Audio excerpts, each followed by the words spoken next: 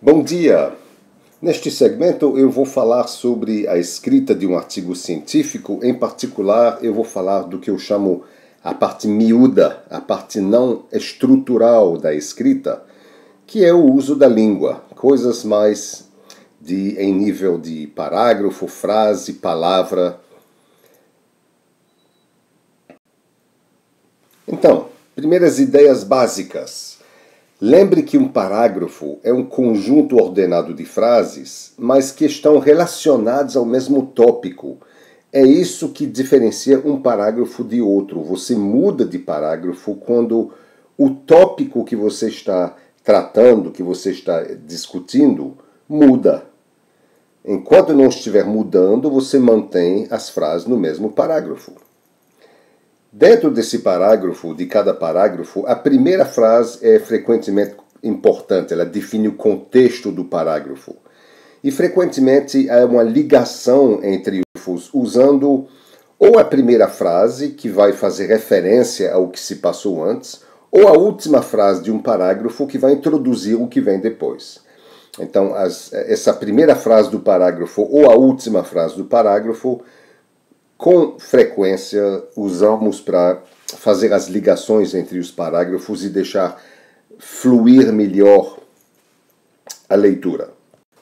Dentro de um parágrafo, as frases devem ter um fluxo narrativo lógico, naturalmente relacionado ao tópico desse parágrafo. Não misture tempos verbais. Dentro do mesmo parágrafo, o tempo verbal tem que ser único. Lembre que parágrafos muito curtos, principalmente parágrafos de uma única frase, são muito suspeitos. É frequente a gente ver escritores, alunos que escrevem textos em que praticamente a cada frase ou duas frases um novo parágrafo está iniciando. Isso normalmente está incorreto. Você mantém a unidade do parágrafo enquanto você estiver discutindo o mesmo tópico, mantenha o mesmo parágrafo. Um dos pontos principais na escrita, na boa escrita, é manter a simplicidade. Então, nós ensinamos na programação, por exemplo, a regra, a lei, né? Keep it simple, stupid. A coisa mais simples normalmente é superior a uma coisa mais complexa. E a mesma coisa ocorre na escrita. Então, veja esta frase que eu retirei do Journal of Bacteriology. O melhor uso da língua é aquele que dá sentido com o mínimo de palavras curtas. Isso é uma boa regra sobre a manutenção da simplicidade na escrita. Há uma história famosa de Pascal, Blaise Pascal, que escreveu uma carta para um amigo dele que, se não me engano, estava num convento, era um mosteiro, e ele escreveu assim uma carta meio longa, e ele iniciou falando, terminou a carta dizendo: eu escrevi esta carta longa apenas porque eu não tive o tempo de fazê-la mais curta. Olha que interessante.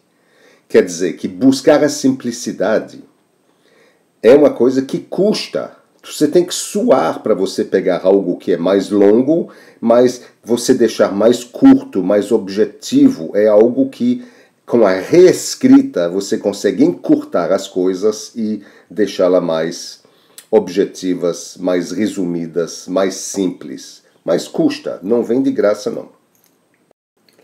A mesma ideia foi dita por Antoine de Saint-Exupéry, que vocês devem conhecer como o autor do Pequeno Príncipe, aquele livro bastante famoso. Então, Antoine de Saint-Exupéry, ele era um aviador e ele conhecia bastante sobre aviação, sobre a construção de aviões.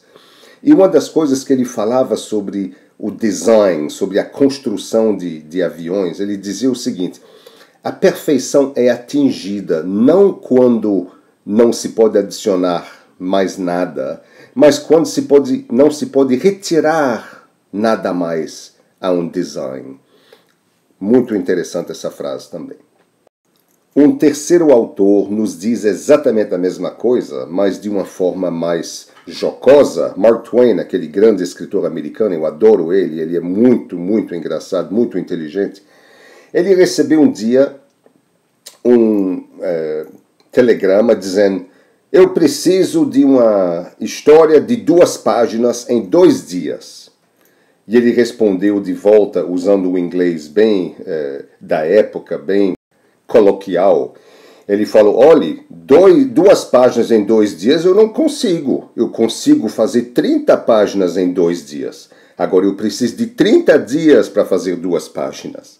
Então, mais uma vez, o mais curto, o mais simples, o mais eficiente demora mais e é algo que a gente tem que cultivar ao escrever. A simplicidade. Aqui estão várias ideias sobre a simplicidade. Para atingir a simplicidade, você pode usar uma única ideia por frase, um único tópico por parágrafo, um único tópico por seção, uma organização simples e lógica, palavras curtas, frases curtas com estrutura simples, não seja rebuscado demais na sintaxe, não usar buzzwords, clichês e gíria, remover qualquer material desnecessário. É isso que demora, né? A reescrita para remover material desnecessário. E seja específico e concreto em vez de vago e abstrato. Tudo que é concreto, por exemplo, exemplos. Exemplos são muito concretos. São uma forma excelente de você deixar a sua escrita mais simples de entender. É muito melhor do que ser vago e abstrato. Sobre o uso da voz na escrita, temos uma diferença entre o inglês e o português. Em inglês a gente usa a voz ativa e a gente usa we, a gente não usa I de forma geral. Mesmo que você tenha um único autor, mesmo que você seja o único autor, você fala we did this, we did that, e não I, ok? Então você usaria, portanto, combinando essas duas ideias da voz ativa e do we, você escreveria uma frase como we can now prove the following theorem. Você usaria isso e não o contrário, que seria the following theorem can now be proved, que seria a voz passiva. Não use a voz passiva em inglês. A voz passiva é aceitável, mas ela deixa o artigo morto, ela deixa a língua fica meio morta. É muito melhor em inglês usar o ativo. Já em português é uma situação diferente. É comum, é praxe, quando você escreve em português, usar a voz passiva. Então você diz algo foi feito, você não diz eu fiz algo. Finalmente, você escreve o seu abstract, o seu resumo, no pretérito, okay? No passado. É muito comum, infelizmente, a gente receber artigos, que eu sou reviewer de revistas, de conferências, é muito comum a gente receber artigos cheios de erros. E eu digo para você que quando eu recebo algo cheio de erros, minha primeira tendência, já estou com o pé para trás com o autor, e eu já estou praticamente recusando o artigo só pela forma só pelos erros cometidos na escrita. Porque você pensa, eu fico pensando assim, se você como autor não se deu o trabalho de verificar os erros de grafia no seu texto, por que eu que sou reviewer deveria gastar tempo lendo? Você não gastou tempo verificando as coisas, por que eu vou gastar meu tempo? Ou se você não foi cuidadoso na escrita, por que eu vou achar que você foi cuidadoso na pesquisa? Então, você passa um tremendo de um mau exemplo se você deixar erros de português, de inglês, erros de escrita, de grafia nos seus textos. Então, verifique com muito cuidado. Alguns erros comuns, muita gente comete, fragmentos de frases incompletas, a danada da crase, que é tão simples de usar, mas que de alguma forma é uma praga, que as pessoas têm dificuldade de usar a crase, e a mesma forma o que é extremamente mal usado também no Brasil de forma geral. Eu vou falar um pouco mais sobre a crase e o que daqui a pouquinho. Tem muitos bons sites que podem lhe ajudar a melhorar seu português e também o inglês, erros comuns cometidos em inglês. E existem serviços também na internet, vários serviços na internet, de o que se chama proofreading ou editing, que são serviços que oferecem, que vão verificar o seu inglês, o inglês do seu artigo e deixá-lo mais perfeito. Então, sugiro que esses serviços sejam usados caso você tenha um pouco de dificuldade com o inglês. Vamos falar um pouco da crase, que é um assunto tão aparentemente complicado, mas é extremamente simples. E se você lembra dessa única regra que está aí na transparência, no slide, você resolve mais de 99% de todos os casos da crase. Se, ao mudar do feminino para o masculino, você emprega o ao, então você usa a crase. Então, por exemplo, eu vou à igreja. Pensa sobre isso aqui. Eu vou à igreja. Tem crase ou não tem crase? Bem, você vai ter que transformar isso daqui para o masculino. Por exemplo, coloca templo. Você vai a templo ou ao templo? Você vai ao templo, correto? Então, já que você usou ao, você vai aqui no feminino usar uma crase e morreu a nota. Não tem mais complicação mais do que isso com a crase. Então, corrija essa frase. Para o vídeo, dê uma olhada nessa frase. Tem 3 crases aqui. Eu quero que você corrija essa frase. Esta frase. Muito bem, então você usa a regra. Vou a João Pessoa. Eu vou transformar isso daqui no masculino. Posso transformar no masculino? Não, porque João Pessoa não é uma coisa feminina, certo? Não é feminino, não está no feminino. Como é que eu vou transformar no masculino? Já que eu não posso transformar no masculino, essa crase aqui não deveria estar aqui. Não tem crase aqui não, é simplesmente a sem crase. Vou a João Pessoa que fica a 120 quilômetros.